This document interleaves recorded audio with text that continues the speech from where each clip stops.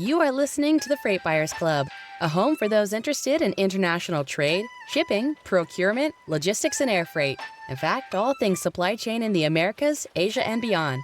This podcast is brought to you by your host, Mike King, and produced in partnership with Dimerco Express Group, a global 3PL that specializes in managing logistics to, from, and within the Asia-Pacific region. Hello and welcome to the Freight Buyers Club. I'm Mike King, and as you've just heard, this episode is produced with the kind support of Dimerco Express Group. We are available on all podcast platforms and on YouTube and on LinkedIn.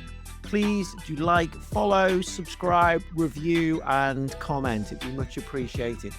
You can also find us on the freightbuyersclub.com, where you can subscribe to get every episode direct to your inbox. As the end of the first quarter fast approaches, we've got a lot of big ticket disruptions in the pipeline, not least yet more tariffs due in early April from the US. Tariff Day, or Liberation Day, as it's being trailed by the Trump administration. Lots to keep an eye on there. So today we'll be talking about how to manage freight markets and your supply chains across markets and across modes in these confusing times. And we'll be diving deep on US trade policy, including giving you hopefully lots of useful insights on policy implementation and how to cope with all the chaos and the noise that surrounds it. Coming up later, we have Robert van der Weg, CEO of Mexico cargo airline MAS, formerly known as MAS Air. As many of you will know, Robert has had probably one of the highest profile careers in air cargo, covering most of the top carriers over the last 30 years and more. In this Freight Buyers Club exclusive, we'll be talking about the things he's learned throughout his career, and we'll be discussing his new role and opportunities and challenges in the current market. Lots to look forward to there. But right now, we have one of the world's leading trade experts. Previously, she served as Vice President of Regulatory Affairs and Compliance at FedEx Logistics. She was also the Executive Director of the ACE Business Office at US Customs and Border Protection, CBP. So very much an expert on how US tariffs might be implemented. And in her current role as CEO and Managing Director of Tradeforce Multiplier, she helps major BCOs with compliance issues, amongst other things. Cindy Allen, welcome to the Freight Buyers Club. Thank you. And Cindy is joined today by an old colleague of mine who I first met when we were both covering this industry from Asia quite some years ago, when he was quite a young man then, almost I'd say. He now lives down the road from me here in West London. Greg Knowler, Senior Editor for Europe at the Journal of Commerce. Welcome for your first and belated, I apologize, a belated appearance on the Freight Buyers Club. How are you? Yeah, hey, Mike, it's great to be here. I'm glad that you finally got me onto your podcast. Everyone else at the JSC has been on but me. Come on, I've heard that line before. Passing the book to the States. Okay, Greg, let's start with where we are, basically, down the road. Heathrow, a major aviation hub globally, top 5 airports for passengers. It's not a massive cargo airport. It handles around 120,000 tons of cargo each month, which is around top sort of 20 globally. But it is a major European and transatlantic hub. Now, a substation went down last week. There was no backup, and it wiped out the entire airport for an extended period. There was initial stories about, was this a terrorist attack, counter-terrorist, police were involved. Russia was involved in various things that have happened in the UK, or has been suspected of involvement. So there was suspicion there, but there doesn't seem to be any evidence so far. All fingers are pointed towards this being old infrastructure and a lack of backup electricity supply. It was very hard to avoid the impact this had on passengers, because there was a bit of a media frenzy, as there tends to be when there's anything problematic with UK transport. But I know you've been covering this at JOC. How did things play out for freight and supply chains? And are we coming to the end of any disruption now, or is it still playing out? Man, there's a rough sort of rule of thumb in the air cargo business that one day of shutdown will take around 5 days to sort out. So, I guess this week we'll see all the air cargo stranded all over Europe start to come back, and the cargo stuck on the ground here will start to be lifted out. But I mean, there's a lot of blame going around at the moment about how such a critical piece of infrastructure could be offline for a day. I think the government is even looking into that. But, I would argue that after a complete shutdown on Friday, whatever contingencies that there were actually worked incredibly well to get such a busy airport back in business in less than a day. So, I mean, I think they didn't do too badly, I think. You're probably the only person that said anything positive about the response I've seen in any media. Are you after a visa or something? No, I've already got one. Remember that Heathrow it's already operating sort of way beyond its capacity limits, and demand is growing exponentially. So, like, even a very small disruption can cause big waves. Last year was a record for air cargo tonnage, and this year's off to a pretty good start as well. So, people can criticize, but I'll happily stand out there waving my Heathrow flag. Classic. Well, yeah, I mean, just for anyone listening, Heathrow's got 2 runways. There's been talk of a 3rd runway for many, many years. And one of the things they're saying that would have come with that 3rd runway project, which now looks like it's more likely to go on ahead under this new government, would have been an alternative fuel supply. So we'll see how that works out anyway. Greg, let's go slightly more global and less local. Container shipping, quite a lot going on there. So with peace prospects receding by the day in the Middle East, if I can put it like that, I'm now assuming that any return to normal shipping via the Suez Canal, we can probably rule it out for most of this year at least, maybe the full year really, if you think about what the unwinding of that would look like. It'd be quite chaotic anyway for a few months. And something would happen really quickly for shipping to become normalized. So even with some port congestion in Europe and China this year, we've seen Asia, Europe and Trans-Pacific spot rates falling consistently. Are people you're interviewing at the moment putting this down to demand? Maybe it's down to front loading, maybe especially on the Trans-Pacific. There was a few good reasons for doing that. It is some of this sentiment around the economy, a post-Lunar New Year lull. Maybe it's excess supply. I mean, I'm putting quite a few things at you there, Greg. You explain what's going on with container shipping. Man, I think pretty much all of the above. Everyone's trying to make sense of what's going on. And like all the normal trading conditions are just being heavily influenced by this on-off approach to tariffs, as well as all the geopolitics. The Red Sea, yes, it's going to remain closed this year. I don't think anyone's expecting anything to happen. I think about 3 weeks ago, there was still a glimmer of hope at our TPM conference in Long Beach that there might be a return to the Red Sea in the second half. But I think that's all gone now. What it does do, though, it actually brings an element of stability to Asia-Europe, in the transportation sense at least. But yeah, I mean, the economic issues are going to impact demand both in Europe and in the US. Europe's in really poor economic shape. And in the US, even though there was high demand in January, there's sort of widespread sentiment among shippers there that things are slowing down. Some of the big US retailers are showing lower than expected sales. So that's pretty worrying from that side. Yeah, for anyone listening out there who doesn't normally follow the Asia-Europe trade, a lot of those Asia-Europe annual contracts are signed sort of December, January, but because of the uncertainty, the unknowns about how to price in the Red Sea, a lot of people were holding back from doing that. But I think we're already, would you say, Greg, we're already at a point where, there's nothing really to wait for anymore? Yeah, absolutely. There's not.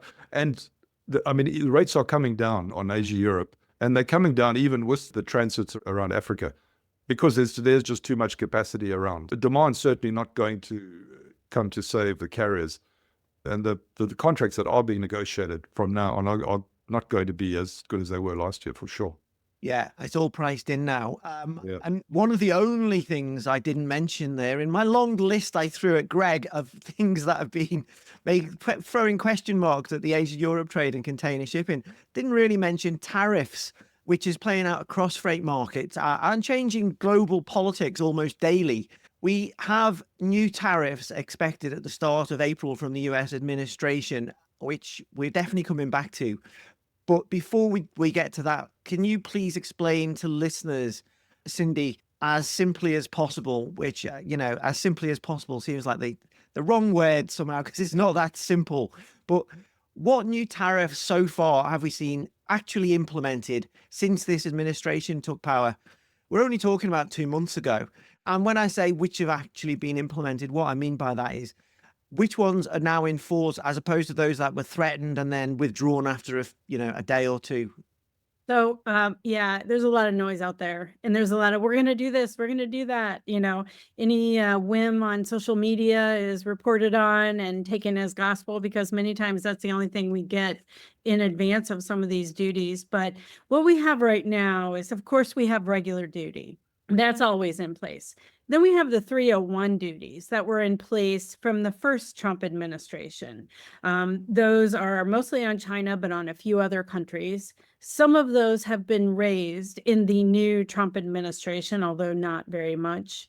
Then we have had steel and aluminum 232 duties on a few countries in the past. Now, the new duty is on all steel and aluminum products. So 25% on all steel and aluminum in its primary form and any derivatives.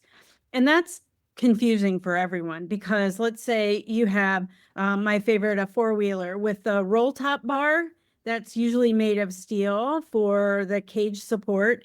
And that roll top bar is now subject to aluminum duties, even if you're importing the whole four-wheeler. So any of the wheel hubs that are made of aluminum are now subject to duty on the value of those derivative products. So it's extremely confusing for everyone who's trying to import and determine what in my product is made of aluminum, what is made of steel, how much is it valued at, and where did it come from? Because that's the other thing you need to know, where that steel and aluminum came from, where it was milled, where it was drawn. So that is probably one of the most complex duties we've had come in. And then you have, of course, the IEEPA duty on Canada and Mexico for products that aren't claiming a free trade agreement, USMCA free trade agreement, and then another 10% on China. So we have 301, we have 232, we have IEEPA duties. It's stacking tariff numbers, stacking tariff duties, one on top of another, that has been extremely complex for the trade industry to actually make sense of. And the customs system in the US, the CBP customs system that I ran, is having a hard time actually calculating those duties, because it's compound rates on multiple levels for the same item. So it's a little bit of a messy process right now, but we're figuring it out. Just on that example that you gave there about the type of product and how much of it and where it came from as part of an overall product, how do you actually process that, and what sort of bureaucracy does it involve? That sounds like an awful lot of form filling. It is. It is extremely complex. And, I'm a customs broker by trade, have been one for 35 years. And this is challenging for even the most seasoned individuals. So you have the duty rate of the four-wheeler, the off-road vehicle, you have that. And then you have to, on the same tariff line, when you're importing it to the United States, you file an entry with customs and it shows the tariff line, which determines the duty. So you have that regular duty. Then you have to calculate, go to the four-wheeler manufacturer and say, how much of this was aluminum? What pieces, what parts were aluminum? Where was that smelted? Where was that milled? They may or may not have that. So if they have it, fantastic. We have a different line we report to customs to show that and pay the appropriate amount of duty, 25%. If you don't have it, CBP actually just came out with guidance to say you have to claim the highest duty rate, which is 200% on Russia aluminum. So 200% on that until you come back and tell us where it was actually smelted. So there's definitely a drive for the manufacturers to understand where the aluminum came from and where it was smelted. And then if it's from China, then you have another line that you list that shows the IEEPA duty. Then you have to add all of that up correctly and make sure you're paying the right amount of duty to customs. So customs brokers tend to like the complex things. I think we're regretting that position right now. What complexity drives profit, presumably, right? Just on that point there, how all of these things would have been hard to implement and manage for anyone in supply chains with notice, but a lot of this has happened almost, has been said, right, go ahead. This is instant as of my word right now from the Trump administration. That obviously makes it a lot more complex and raises questions about products that are in transit as well. Yeah, a lot of companies have ended up paying duty, probably more duty than they needed to, because they don't know the information. It's in transit. Some of the rules allowed for in transit, some of them didn't. We know that, there's been a lot of capacity issues in some of the areas of the world which have delayed arrivals of vessels. And there's been a lot of consternation around, well, my vessel left in January and it's not docking until mid-March, and now I have to pay these duties because it's outside of the time frame. And the administration has just come back and said, yes, you're right. Stop buying from other areas of the world, which we know is not a reasonable position, but it is what it is. And they've been caught, paying duties. And I think that a lot of the freight markets that Greg talked about, are starting to recognize costs are going to go up regardless of what happens moving forward. And people in the US are starting to see that impact our prices. And we're starting to see that impact buying patterns in the United States. Okay, let's just switch this round a bit. I'm trying to roll this out, and I want to come to some of the problems at customs in the US and their capacity there, and also look at de minimis in a second. But so far, and we're talking pre-April 2nd, what sort of retaliation have we seen from other countries in terms of tariff wars? In the first administration, we saw US agricultural exporters hit, for example, by China. Yeah, so we've seen that again. We've seen China hit ag hard. We've seen them hit oil, coal, and gas. We've seen them hit machinery and cars. The normal things that would have a big impact on the US export market. But we've also seen two other things that I think are sometimes overlooked. One, they have instituted export controls on things like critical minerals. And that has impacted manufacturing in other areas of the world, specifically in the US. And some of those critical minerals can't be obtained anywhere else in the levels that are needed and that we see out of China. The other thing is they tend to do investigations on US interests. So we've seen in the press, Google has been looked at. There have been some other companies that have been less forthright in the fact that they're being looked at right now. But I will say that has a huge impact.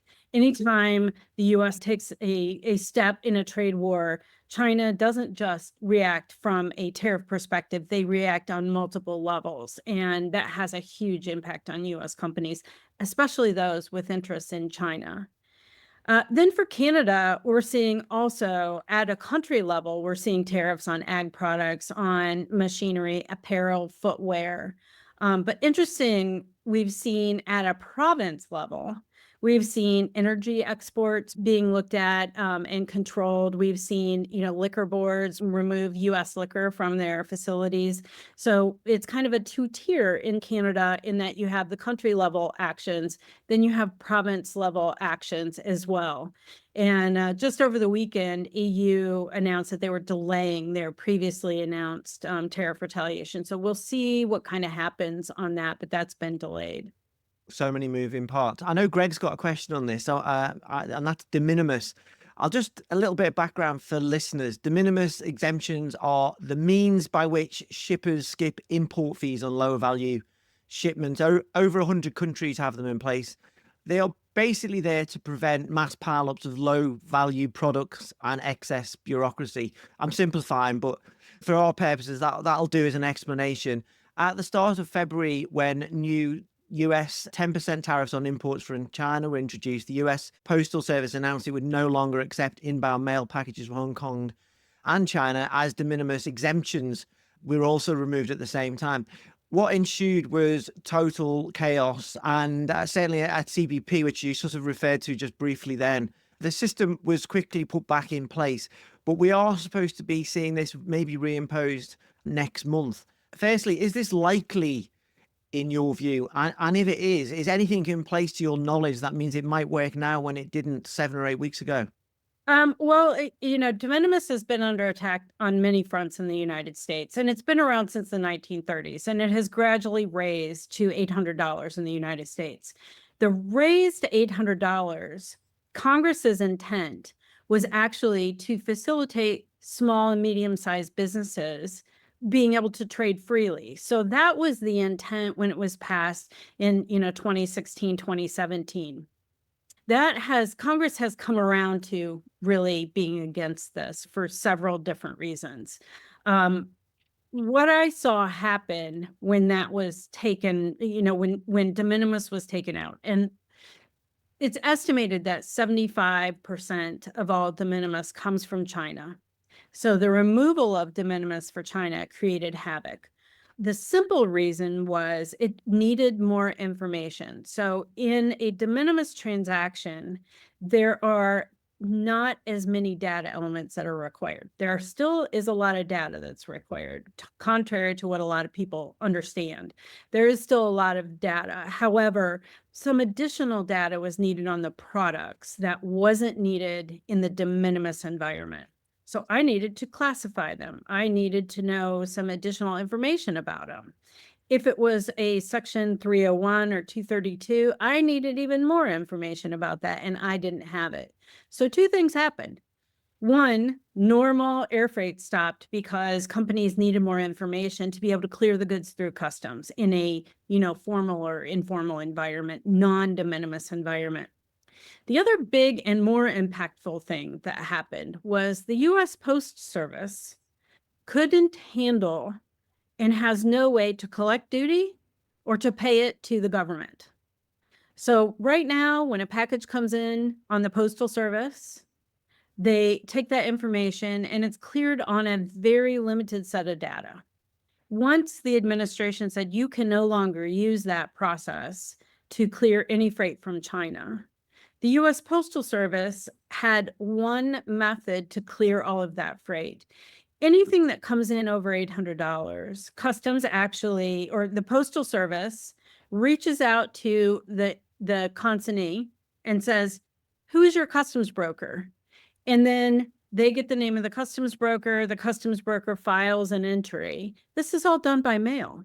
So it can take weeks for that process to happen. If that's the only way, and it's manual, it's not automated in any way, so it's completely manual. So we're talking a million shipments a day. There's absolutely no way the US Postal Service could revert to that method. So they refused to handle freight for a period of time. However, that violated the Postal Service is part of actually the UPU, which is a treaty. It is not, an agreement. It's an international treaty. So some of our trade partners said, you can't just stop handling our packages. That's not legal. So they started, handling the packages again.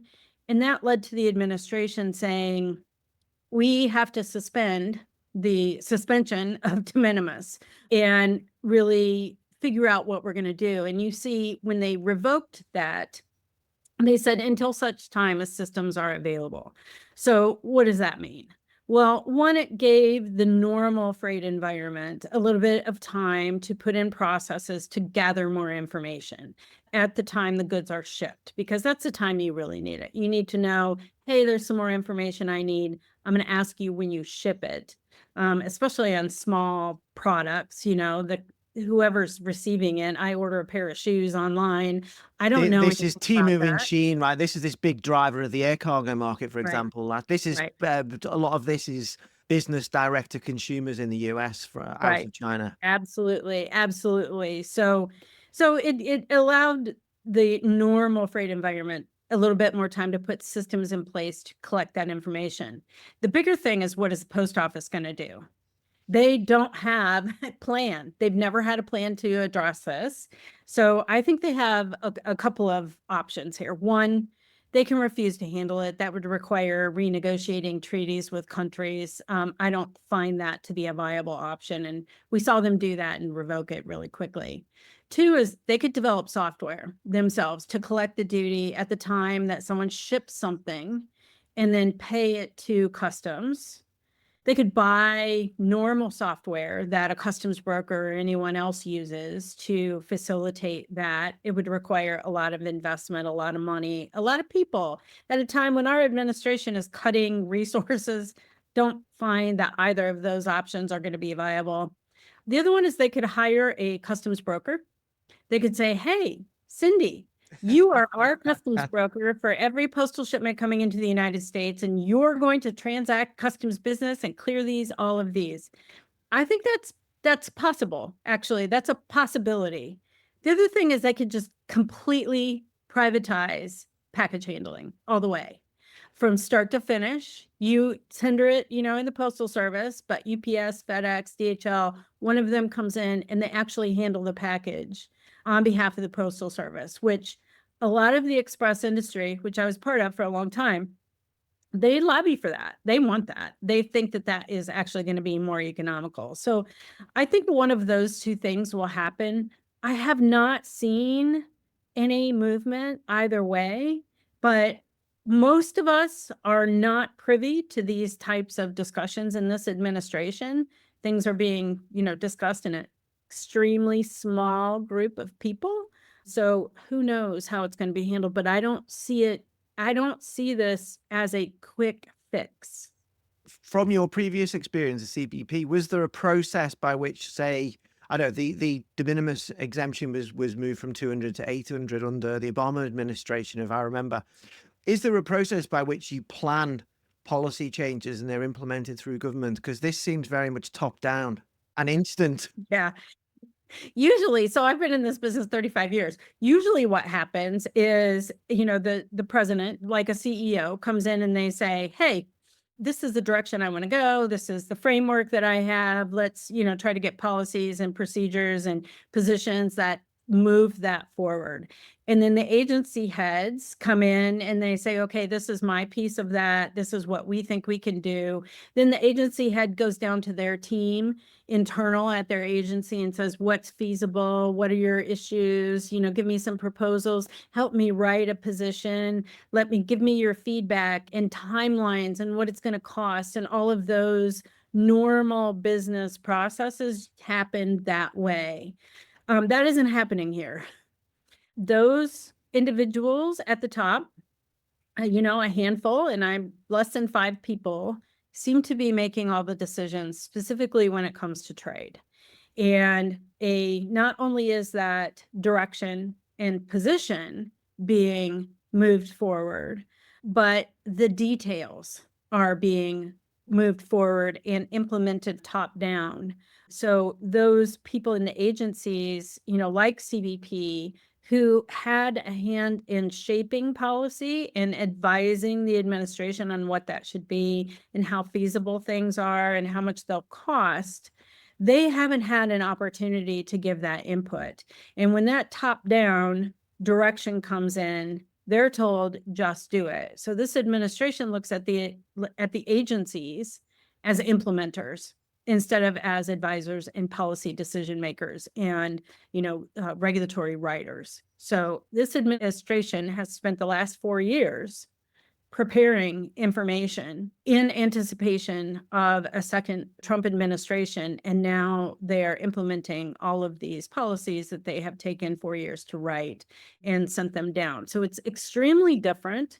And it's very hard for those of us in the industry who have interacted with previous administrations on both sides of the aisle and interacted with congressional members on both sides of the aisle to help educate on how trade works, how transportation works, how things that are done are going to impact those individuals. And they simply aren't taking those meetings. Greg, did you want to come in here? Yeah, I mean, Cindy, I just wanted to ask from an air cargo timeline perspective, when could customs or the post office or whoever's involved have that type of appropriate system in place that can apply the duties and collect the duties and pass on those duties of these low value imports? Well, I think to understand that question and the answer, really, you have to understand how it works today. So today, in a normal air cargo environment, you have an ACAS filing into the US, which is the security filing. The airline does that. They send raw data information as soon as they get it multiple times to CBP. And CBP actually takes that into their targeting system and uses that to begin targeting. Then within the Trade Act timelines, 12 hours, 5 hours, 4 hours, whatever that is, depending on where the plane is coming from, there's a manifest filing. And that manifest filing, if you are requesting a de minimis release, has to list every single package individually. So if Mike buys a package and Cindy buys a package and Greg buys a package, each one of those are listed on the manifest, where it's coming from and who it's going to. So each of those individual packages, and it says, hey, Cindy bought a pair of shoes, Greg bought a pair of pants, Mike bought a shirt. And they say what the country of origin of that is and what the value is. So that comes on the manifest. Where the bifurcation comes is after that. Every product has a request for release from customs. So that request for release for de minimis could come in one of several ways. If you're an express carrier, you request release on the manifest by giving a few additional data elements to CBP. If you are not an express entity and you're, Delta or Lufthansa or whoever flying into the US, a customs broker files about 10 data elements in a request for release separate, but it's still the same request for release. On the border, there's also a mechanism in the truck manifest where they do the same thing. They list a few additional data elements and request release. For de minimis shipment, customs releases it and it goes down the road. For anything over $800 or that doesn't qualify for de minimis, there is an additional filing. And that additional filing requires who is the seller, not just the shipper, who is the buyer, not just the receiver. Where were the goods actually made if you have component products? What additional information might be needed to accurately classify the goods? So that additional information can come after the release. Most brokers have that ability to do that. They have the ability to collect that information. Where the adjustment is the shippers providing that additional information and making it available so that that can be processed accurately by the customs broker. If de minimis goes away, truck de minimis is probably done for. They probably aren't going to allow it at all from China and Mexico just because there's no additional mechanism to marry that manifest and the entry well. Customs brokers are going to do all of it. The express industry, I think, will kind of stay the same. I think that the administration will recognize that they've been doing this for 30 years and they have it, they have it perfected in their screening and processes. So I always kind of push back on some of the folks who say, oh, this cargo isn't screened. You don't know what's coming into the US. How do you know? You have all of this stuff coming in. They do know, just not in the extreme detailed level on the product level. So, and it's screened, all air cargo is screened. All of it goes through some sort of screening mechanism for security purposes. So I hope that answered your question. Yeah. I could listen to you all day, Cindy. I'm trying to roll out all of the different things that are going on. My initial intention was to sort of lay out where are we now and where are we going to go at the start of April, but we haven't even got to April. This week, we're talking 24th of March, just to timestamp this. On the 24th and the 26th, so that's the Monday and the Wednesday of this week, the US Trade Representative is holding public hearings on proposed actions on Section 301. This is the investigation on China's targeting of maritime and logistics and shipbuilding. The headlines on this have been US port calls, $1.5 million per Chinese ship, Chinese-built vessel, how that's implemented. We don't really know, but that could be the proportion of your fleet. It could be whether the ship was built in China. Anyone's guess at the moment. There's other things involved with that. Can you explain what we're expecting to happen following these hearings, though, Cindy? So this is one of the situations that actually are following the documented process, which is a relief for everyone. We're kind of in disbelief. They'll have hearings, and then they will take in the feedback that they got in both the hearings and in the written comments. There's well over 100 written comments now on this issue, mainly against this process, this duty assessment. The USTR will take all of that information and consult with the administration and determine what they're going to roll out. Some have said they could do that as early as April 7th. Some have said it's going to take a little longer, but we do know that the timelines of the original investigation, which happened in the Biden era, actually drive what is possible. But that doesn't mean it's going to happen April 7th. I think because of the high level of interest, as well as the significant pushback on the fact that there just is no shipbuilding capacity in the US to be able to take this over. I think they might take a little bit more time to think about how they raise money to subsidize and incentivize a US shipbuilding industry without completely decimating imports and exports, more importantly, exports from the US. We covered this a little bit on the last episode with Steph Loomis, ocean freight forwarder.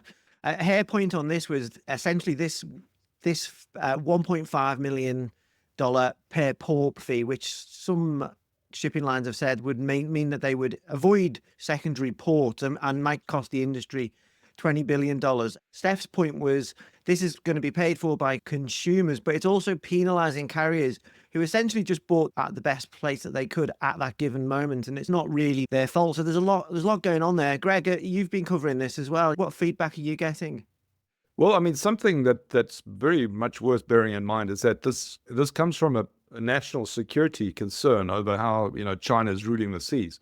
So whatever happens, there will be some kind of recommendation put forward to the White House, even though a lot of the public comments have been very much against this whole process. So there will be some sort of recommendation, but just what that is going to look like sends shivers down me timbers. Shivers down me timbers. Yes, okay. That's I mean, there's so many things going on. That's one thing. Well, I'll just park that for now. But separate to that, people are calling, Cindy, the 2nd of April, I say people, Donald Trump is calling the 2nd of April, Tariff Day, the big one, Liberation Day. What are we expecting to see announced? And is there anything companies listening to this right now can do to prepare for Liberation Day? Liberation Day. I'm sorry. I just can't with that. But I think we're seeing a little bit of softening in the approach. And I think there was some talk in the press today about the consideration of a delay. And I think that's driven by, nervousness about the market, about, a lot of individuals understanding how it is impacting the economy in the US. And it's starting to show on softening sales and markets that are being affected that, they didn't really think would be affected. But I think to get to the second part of your question, what can people do? And I've been saying in an uncontrollable situation, which is exactly what this is for everyone in international trade, focus on what you can control. And what you can control is the data that you have on your supply chain. Knowing your supply chain, we've been saying that for a decade or more, but it's so much more critical now. And it's not just how the goods are transported. It is where you are sourcing them. What secondary markets are you in? What duplications do you have in your process so that you know what your entire puzzle looks like and what pieces you can remove or shift around and still have the same picture. And that's really critical, I think, in this era, because nobody knows what's coming. Nobody can predict. Anyone who can predict what's going to happen on April 2nd is lying. We're just taking a best guess because there's no previous example to base this on other than the past 2 months. So we don't know anything about implementation dates. We don't know who's going to be targeted, what type of tariffs, reciprocal tariffs. Timelines, will this be instant? Will there be a planning? No, we know nothing. Well, we've seen references to the Dirty 15. by the administration. And those are the top 15 countries that have trade deficits with the United States. And we're hearing more about it's just going to be one flat fee instead of on a product by product basis, which would be horrendous to try to, administer. But if something happens, it'll happen on those 15 countries. I think we can all say that. When it'll happen, what will happen, yeah, it's anyone's guess. Greg, more prosaically, you cover transatlantic markets, shipping and air. How have tariff policies been playing out there? Well, on the ocean side, the carriers say there's no real sign of front loading in their bookings. But when you look at particular commodities, like in particular wine and spirits, which was where Trump threatened that 200% tariff, there has been quite a strong push by US importers to try to get their booze into the country before April 2. Because we're going to need it on April 2. Absolutely. You're going to be, and you won't be celebrating, you'll be going the other way. But, when Trump made that threat earlier this month, it was probably already too late to get products on the water. So a lot of the cargo shifted to air. And that's where we've been seeing a strong bump in tonnage over the last couple of weeks. Greg, you cover global air cargo markets as well. We've had a lot of uncertainty, especially around e-commerce, which is such a big demand driver, as I mentioned last year. All of this is affected by the de minimis changes that we've been hearing about. Temu and Shein, these big e-tailers out of China, it's not just them, but they've been the big growth drivers. People are already saying that they're going to start moving to ocean. Rates have been dropping, but showed a slight increase last week. What would you say the general sentiment is for 25 in air cargo markets? And should freight buyers be expecting lower prices as the year drags on? Yeah, I think definitely expect lower pricing this year. The e-commerce volume to the US, it won't collapse when the de minimis rules are rolled out, whenever that does happen. But it will come down. So last year, China, like Cindy was saying, China accounted for 70% of the 1.3 billion de minimis imports. And that filled dozens of freighters every single day. So even a small drop in demand is still going to result in a lot of capacity being released back into the market. And that's going to keep rates under pressure. I would add to that. I also don't think we're going to see a collapse in the air freight market because of the de minimis. Remember, de minimis is a clearance method. Yeah, if they take it away, it's going to add a little bit more costs. But the real cost is the cost of flying those goods in. The transportation cost is much higher than the duty rate cost. So it's going to depend on what rates the air carriers are giving the de minimis market and express and, commercial air freight. And if you're bringing in that many goods, you're going to still get pretty darn good rates. And there is going to be a limited incentive for people to move from air freight to ocean freight unless the duty rates get, so severe on the products that it really does cut into the freight rate. And the Temus and the Sheins are structuring their transactions to limit duty already. Some of their shipments are paying duty coming into the United States or bringing goods in bulk. They're warehousing it in the United States. So I don't think it's going to have the massive effect that people think it's going to have. Either way, lots of disruption. Greg, when you're talking to procurement or logistics planners, what are they saying about how all of this flux affects the long term? Are they waiting to see out 2025 and reassess the landscape? Yeah, I mean, the message that seemed to come out of our TPM conference in early March was don't panic. Everything is changing too fast. So you can't really do too much about it right now. So just wait and see what's happening. But of course, that doesn't mean standing still. Certainly not for any US importer who's trying to figure out how to handle all these tariffs we're talking about, reciprocal tariffs, how to build that whole moving target into their annual contract. And whether to shift production somewhere safer than China. But is anywhere safer than China? I don't know. India. Maybe India's flavor of the month at the moment, but until it isn't. So, it's all a bit of a mess at the moment. US importers are worried about all their rising costs from the tariffs, and exporters are worried that foreign buyers will go on and find new markets somewhere. Well, and as Cindy mentioned there before as well, even if you were thinking, okay, well, everything's pushing me towards establishing a factory in the US, even if you took that massive step, which would be a huge decision, it would take a number of years, you would have no idea how much your import costs might be and what regime they would be imported under. So that's, I don't know, Cindy, let's finish up a strategic look at global trade, just a big one for you to finish on. Does all this mean that the current US policy is putting a big full stop on the post-World War II trading system? Do you see this as a new dawn, a new era of trade and geopolitical relations? And if you do, or maybe you don't, maybe you just think it's total chaos and it might all come to an end at some point. The nightmare ends and we all wake up. But if you do, what does the future look like as we roll forward, and how should businesses prepare for it? So I think, you're exactly right. It's all of those things. It's chaos. It's a massive change in the way trade works. But I think, we had post-World War II free trade. Free trade was a big thing. GIs coming back from traveling the world saw a lot of opportunities in the world for global trade.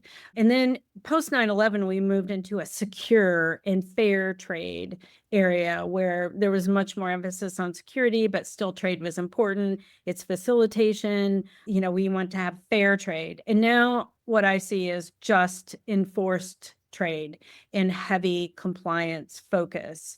I think that we are moving into a new paradigm, at least for the next 4 years, and most likely even after that, because it's hard to adjust to something after 4 years rather quickly and draw back things that are rolled out, especially when a large portion of the country feel that it's justified. Now, that may change in the next, little less than 4 years, but we'll see.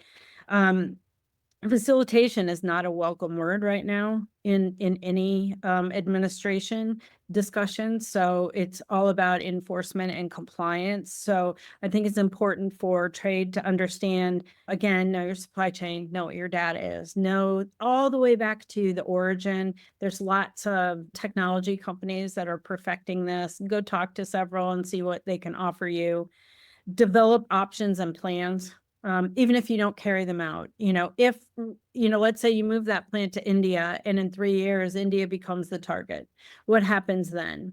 Will you have regretted, putting all your eggs in one basket again? So those kinds of future forward discussions and strategy sessions need to be had right now so that what your options are.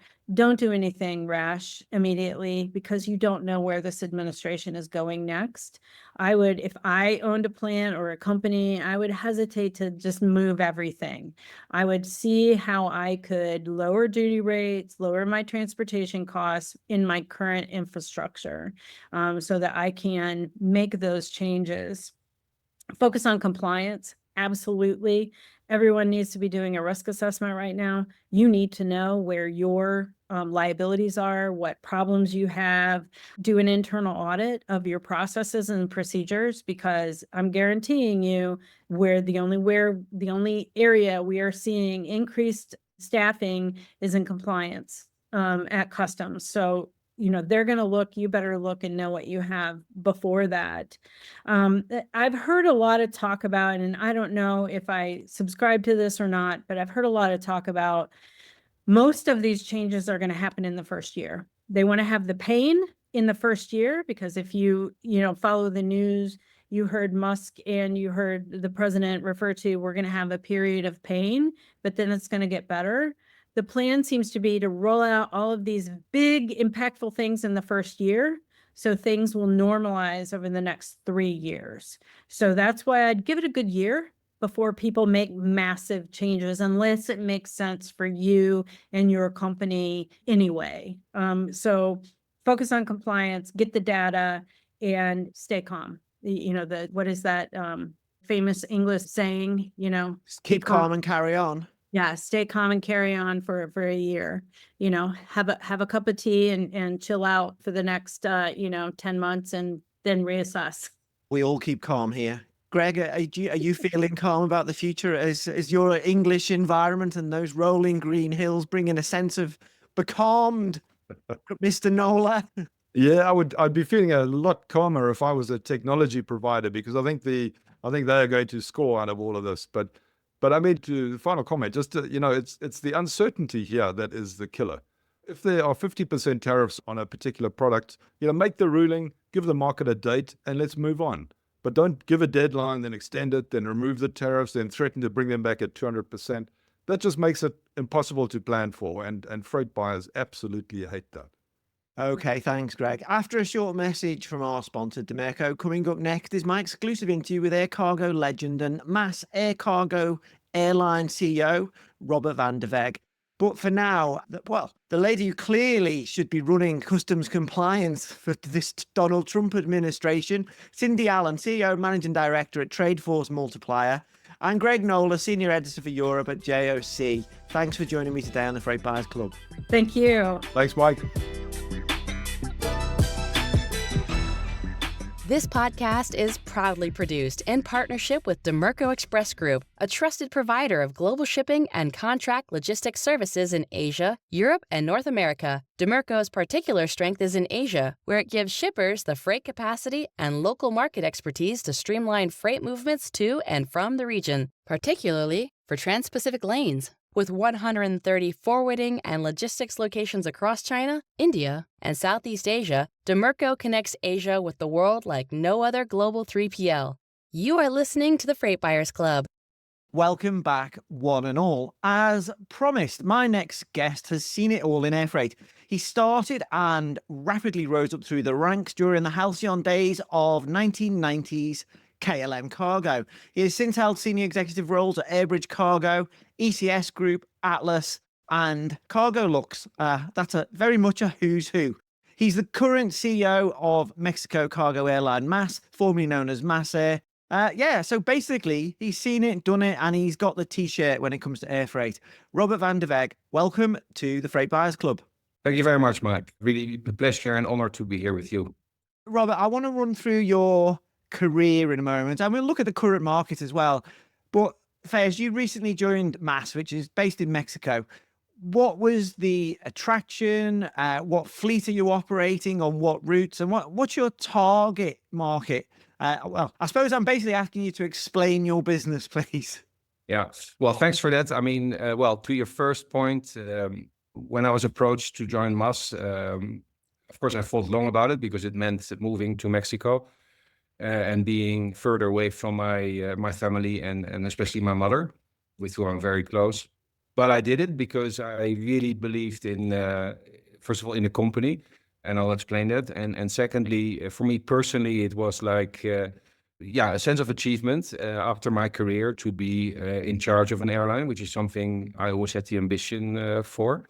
And as you said, I mean, I had quite a rich career and I saw a lot of companies. My career knew good moments and also not so good moments, but all in all, I saw a lot, but I was never really in charge of an airline. By the way, I do believe that, authority is not necessarily the thing I'm looking for. It's more the responsibility to work with the team, to work with the shareholders, to step by step make this a success. So this was for me the real driver to make the step and to move to Mexico. On your other question, I mean, MAS is a well-known name in the industry. It has a very good reputation. I think it's been, in the past been run, of course, by Louis Sierra, who was at the inception, and later on Andres Fabre, my direct predecessor. Yeah, they really did a great job in establishing the airline and making the brand known. Basically, we are a Mexico-based airline that is operating A330Fs. Our total fleet currently comprises of 4 airplanes. We're going to 5 next month. And we have basically 2 business lines. One is, charter programs. So we run a charter program out of Europe for a customer that is big in fashion. And we run also e-commerce flights from China to Mexico. Those are our long-term programs. And then next to that, we have a scheduled business, which is doing very well, where we basically connect the US via Mexico to Latin America and vice versa. So we're a scheduled business airline. We fly to Brazil, we fly to Quito, Bogota, Panama, and LA in the USA. So quite a varied business then. Yeah, but the issue is that, of course, the airline is not in relative terms, not that large. What I found here in the first 2 months is that it's a very capable airline. If you look at all the key capabilities, commercial, maintenance, very important, flight operations, it's a very professional airline with very good people, experienced people. It's the real cargo DNA, right? To be quick and to be reactive. All these ingredients are there. I think the key challenge for the airline will be to grow, because any airline, benefits from better economies of scale. And of course, we become more relevant for our customers. So this is one of the key priorities for the years to come, to grow the fleet and to achieve that goal. What's the timeline for growing the fleet? Because I think there was plans previously during COVID peak to quite significantly expand. That seems to be reined back, according to my research at least. What's the plan now? Yeah, Mike, you're right. I mean, essentially what has happened is that the Boeing 767 fleet was returned. And the strategic decision was made to go for the A330F. So, of course, this led to a bit of a setback in terms of fleet size, but strategically important to safeguard the long-term profitability of the airline. So, well, the plan is to grow. I have to also say that in general, at the moment, the wide-body freighter market is very tight. I remember the days when I was in Cargolux and Airbridge, that was the reverse. It was actually, the reason is that we're short of airplanes right now is that for about 10 years, say between 2009 or 8 and 2020, it was very hard to make healthy margins with freighter airplanes. So as a consequence, the 747-8 program, well, it took off, but it never really flourished the way it could have. And therefore also new freighter programs were delayed. And we're now in the situation, we're now living the consequences of that. On top of that, the passenger business is still very good. Boeing and Airbus are facing delays in also delivering passenger airplanes. So there's also not enough feedstock of wide-body planes to the conversion lines. So long story short, there's basically a shortage of wide-body freighters. So when I say that we want to grow, this is the goal. I'm quite confident that we should be able to grow by 1 unit a year over the next couple of years. But we're subject to board approvals and finding the right candidate of airplane in terms of vintage and lease costs. But yeah, this is the goal. But I'm telling you, it's not easy because, again, there is a general issue on availability of wide-body freighter airplanes. You mentioned there that the wide-body market is relatively tight now. I mean, it was very tight during part of 2024, sometimes quite surprisingly. A lot of this was due to e-commerce growth. So one of the markets that you mentioned just earlier, just previously on the podcast, before you joined us, Cindy Allen was talking about what's going to happen, how tariffs might affect air freight and de minimis changes in the US.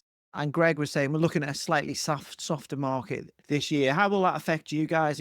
How are you viewing 2025 as a market, and where do you see opportunities for MAS? Well, the market in Q1 has maybe been a bit more nervous than the year before, but generally still quite healthy. Of course, there are certain scenarios that could unfold that would make the market worse in general, right? For example, if in the USA there is a cutback of e-commerce because of certain regulations and duties, this could impact the topic I just referred to, right? So that could mean that there will be more wide-body airplanes available, whereas currently everything is sold out. That could happen, but we have to wait and see. I mean, we've seen over the last couple of months already that, there's a lot of back and forth on these kind of topics, and we need to see how it really unfolds. So time will tell, and I think, it's exciting times, and we have to see. In our specific case, for MAS, I'm relatively confident because, we have, of course, a market in Mexico, which is strong for both e-commerce, but also general cargo. And we connect with our network, South America to the US and back and forth. So we've got a good spread of markets. We're not depending on one market, on one specific commodity. So I think if you look at our network and the underlying markets, I think we are in relatively good shape, even in scenarios that could be, maybe more negative for wide-body planes going into the USA. Also, I want to mention that, in my experience, when, there are external factors kicking in, for example, tariffs or geopolitical issues, or, we saw it with COVID too, maybe completely comparable, but in general, in my experience, when there is disruption, at least on the short to mid-term, freighter airlines tend to benefit, particularly the ones that have, this flexibility and ability to adapt. because when supply chains are disrupted, I mean, people still have to live, to enjoy. Yes, they may spend a bit less, but still, life goes on, right? So again, I think for us, there is always going to be the two sides. We may get hurt in certain places, but I'm really convinced there will also be a lot of opportunity for airlines like us. Would you be hurt anywhere in particular, as far as you understand at the moment, by being a Mexican operator? Maybe if there was tariffs between the US and Mexico, or is most of your business into the US bypassing Mexico? Well, we of course have business between Mexico and the US, particularly on the automotive side. Having said that, we also have abilities to compensate for that because a big chunk of our business going to the US is related to flowers and vegetables from South America. So again, our network, I think, will be able to cope with the reduction in volumes between Mexico and the US should that occur. So because the other markets that I just referred to are actually thriving. Flower markets are strong, perishable markets are strong in general. So, well, there's Mexico, but of course we also serve a lot of other countries in South America. So I'm not overly concerned about it. Of course, you need to always worry, right? You need to always think about what could happen and anticipate. But in our view, we will be able to cope with that. Of course, we do not know the extent of how this thing could escalate. I mean, in Holland, we have a saying that, I don't know how you say this in English, and maybe it's like the Chances are I probably won't either. Okay, well, I'll try anyway. Right. So there's a Dutch saying is that the soup is not eaten as hot as it is served.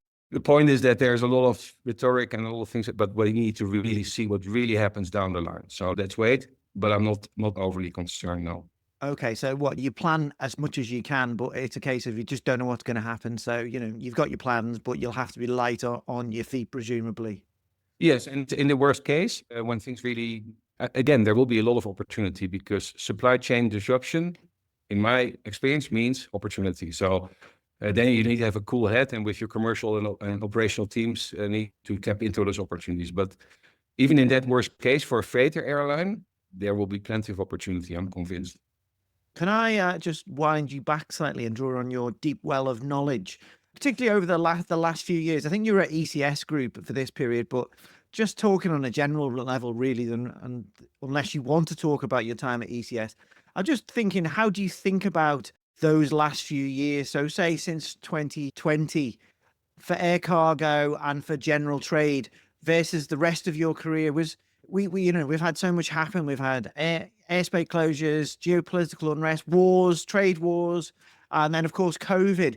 Do you see it as sort of pre-COVID and after COVID, or am I forgetting that there was disruptions before? I know there was disruptions before, but it's just been an endless succession of them, hasn't it? Is it a different part of your career? Is that how you see it?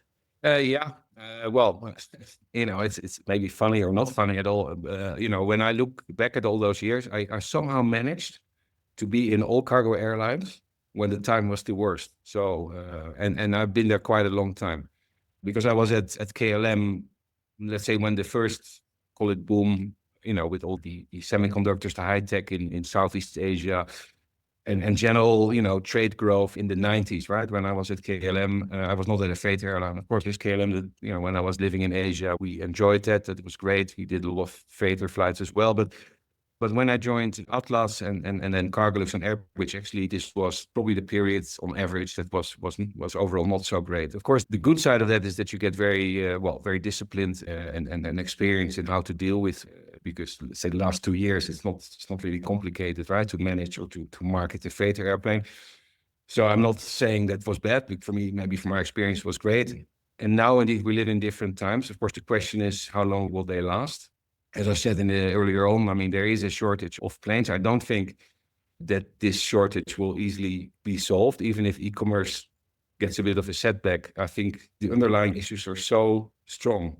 There are currently 747 planes built in 95, 96 that are flying 480 hours a month, and that are heading for their fifth or sixth D-check. There is a lot of, I mean, the industry never anticipated this to happen. And I do not believe that the underlying consumer trends can be completely blocked simply by regulations. Growth may be more subdued than before, but I still believe that the supply-demand factors probably will lead us to a couple of more reasonably good years for the freight business. Well, at least I hope so. But yeah, I rationally, I do think that is quite likely. Yeah. I interviewed Jan Krems, who's now the president of United Cargo, earlier this year. And like you, he's got this storied career in international air cargo, but it all started at KLM. And he was very engaging and very persuasive about explaining what a great place it was to learn the trade, how it has really shaped how he's approached the rest of his career. Was that your experience? Or, I mean, you also spent a decade at Cargolux later on as well. I mean, how do you look back on those experiences? Very different, I guess. Yeah, well, I mean, Jan is a great friend, and we, the big thing in KLM was, I think, first of all, we were friends. I mean, maybe it helps that you're working with a couple of Dutch guys, right? We had all these trainees that were brought in, and we were just having a great time. We understood each other, and the great thing about KLM was that we were all given chances. I mean, I was 26 when they sent me over to Singapore. I mean, can you imagine? I just had two years before I finished my studies, right? I still felt like a student, really, and then suddenly you're in this position, and of course I fell on my nose a few times, but I learned so much, and the same applies to young Krems, Michael Steen, who was at Atlas, Cornel Koster, who was at Virgin, and many more, Frans Muller, who left the industry, but who was the CEO of Ahold Delhaize in Holland. I mean, we had, and there's many more, I forget many, but well, the pity for KLM actually was that they had all this talent and they gave them all the chances. It's not that we were per se special. I mean, we just got a lot of chances and experiences very early, and KLM could not really benefit because if you had all these people, I mean, where are they going to go, right? Adriaan den Heijer is now he's the chief of Air France KLM Cargo. He's still there. He stayed around and made a great career there. But actually, it's a shame because all these people that KLM invested in sending them to Singapore, Dubai, USA, God knows where, the KLM didn't really benefit from that. For me, I really learned a lot at KLM, particularly internationally, management-wise. But then I really learned, because if you're in KLM, you learn all about marketing and, how to deal with customers and revenue management, ground operations. That's all fine. But of course, the maintenance and the flight ops is far away because that's run by the mother airline, right? So that's not the best place to learn these kind of things. So when I was with Atlas and Cargolux, I really got deep knowledge there in terms of economics of an airplane, comparing airplane types, maintenance, flight operations, flight duty time regulations. I mean, all the nitty gritty of running an airline. That's what I learned. That's what I learned there. Well, when you move to different companies and there's different nationalities, right? The Dutch people, if I don't mind me saying, they have got a reputation, which is also my own experience with a lot of my Dutch friends, of you're never left wondering what they think. Put it that way. You're going to get told straight. When you're working with a whole load of other Dutch people, that must be pretty easy if you're all used to it. Do you have to change slightly when you're working with people from different backgrounds, and do you have to adapt? I mean, I like working with Dutch people, so. Yeah, no, you're absolutely right. I mean, well, you can never change your character, right? That's for sure. But you do tend to get a bit more, sometimes, yeah, can I say elegant, a bit more in how you approach certain things. Diplomatic? Diplomatic, yes, maybe that's a better word. Yeah, so for example, in Luxembourg, I learned that when you have a sensitive issue to discuss with one of the colleagues, maybe it's better to have a nice lunch and discuss things, at ease. And I learned that really. And it's very effective because, in Holland, we tend to go to the canteen and have a sandwich with cheese and a cup of milk, and we just say straight what it is. And yeah, that doesn't work everywhere, right? So you realize that quite quickly and I worked in Asia, in the US, now in this part of the world, in the Middle East and in Russia. So, you learn that, yes. But you can never change yourself, right?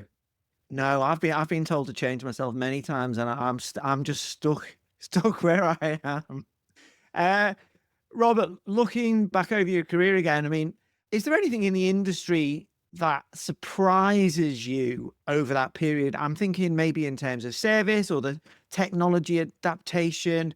Is there anything that air cargo isn't doing that maybe it should if the end buyer is to get a better service? Do you ever go, how the hell over 30 years aren't we doing this better? Well, of course, I mean, it's a fact that cargo for a long time has been, for many airlines, has been a byproduct, right? So it never really got exceptions, of course, are always there, but never got the investment for people and also, let's say, digital investments. And I think in the last couple of years, we see much more of that. So you see now the evolving of the platforms, of the digital platforms, but there's also very qualified companies nowadays that consult cargo airlines, companies like Rotate or Exemption, and the Marco Blumen with his new company. And they have business, right? So there's a lot of investments going on right now in knowledge in the industry that was not really so much taking place before, and investment in digital. Having said that, I always got a bit irritated in the past when people were saying, well, our air cargo is a backward industry and these kinds of statements, because cargo, and no matter how much technology we add to it and that makes our life more efficient and with better quality, it's still a people's business. And some people, when they hear this, there's another guy like that, but it's a business to business market. And the customers, they want this personal contact, because contrary to buying a seat or a bunch of seats on an airplane, this business requires this personal interaction, because there are so many variables that are gonna, in terms of rates, in terms of volumes, in terms of network, that customers have to rely on the airline, that they think, there's a person there that I can deal with for better or for worse, right? And this is happening at the top level of the airlines and the customers, but also the levels below. Also, in a specific station, in Guadalajara, in Amsterdam, you need this interaction. And airlines that, in my opinion, go too far in deep personalizing the business, I don't think they're going to succeed. I think the digital development is a tool to make things more efficient, more reliable, so that people can focus really on the more important things. But I'm really convinced it was and will be a people's business. And therefore, yeah, as I said, I mean, some people, they make too easy conclusions saying, it's backward because it's personal, but it's the essence of this business. If we're talking 10 years from now, do you think you'll still hold the same views that the core of this business is about the people? It won't be about AI. It won't be about digitalization. It's still going to be about the people. I'm convinced. I'm 100% convinced. Of course, there may be less need for people to do day-to-day transactions, invoice checking, even quotations. I mean, there's a lot of things that can be and should be digitalized, right? But it's like in any industry. And by the way, I do think that it's not just the platforms that it ends there. I think in the end, it will be artificial intelligence, proprietary, or to an extent, using tools like OpenAI, but still making it tailor-made for each airline, algorithms, etc., that will drive a lot of what we do. I think the platforms are just a step in that direction, but it's not the end game. But on top of that, there will always be people that drive the relationship. The human brain can deal with endless more variables and sentiments and feelings and perceptions than a computer ever can. And this continues to be a key thing in this business. Robert van der Weg, CEO of MAS, thanks for joining me today on the Freight Buyers Club. Great, Mike. Thanks a lot. And thank you for your time as well. And we stay in touch. Thanks, everybody, for listening. We hope you enjoyed this episode of the Freight Buyers Club, produced in partnership with the Dimerco Express Group. Please subscribe and follow on your platform of choice, or sign up for delivery to your inbox at thefreightbuyersclub.com. This podcast wouldn't have been possible without the fantastic editing of Karen Ball and Tom Matthews. And finally, thank you all for listening. The next episode will be with you soon.